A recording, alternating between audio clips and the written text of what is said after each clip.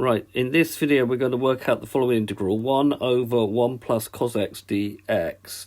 Bit of a strange one, but the thing here is to spot that we've got 1 plus cos x, and then to do sort of a rationalisation, but we haven't got a third here, is to multiply 1 plus cos x by 1 minus cos x. And because you've done it to the denominator, you must also do it to the numerator. Then we use this idea. So in the numerator we're going to get 1 minus cos x. In the denominator, we are doing a plus b, a minus b. It gives me a squared minus b squared. So it's going to give me 1 squared minus cos squared. Now we need good knowledge of our trig identities. So the numerator stays the same, 1 minus cos x. But the denominator, we use the fact that sine squared x plus cos squared x is equal to 1. Therefore, sine squared x, it will be equal to 1 minus cos squared x. So we replace 1 minus cos squared x with sine squared x dx.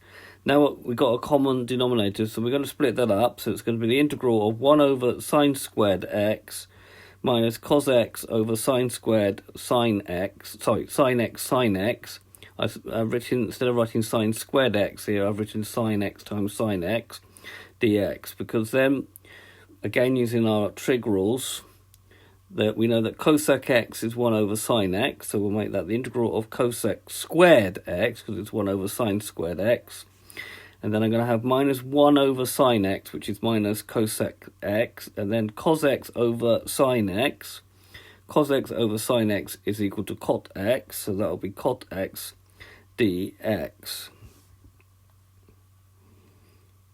Right, so this is where we've got to so far. We've got the integral of 1 over 1 plus cos x comes down to being the integral of cosec squared x minus cosec cot x dx. Now we need to know now our differentials. The d dx of cot x is minus cosec squared x, so the integral of this will be minus cot x, and the differential of cosec x is minus cosec x cot x. So if you know all these rules, it becomes very easy. So minus this, so we've got a minus, this will become just plus cosec x plus c. Now that is the answer, or you could probably write it around this way, which is cosec x minus cot x. So just swap these two around, don't forget the plus c.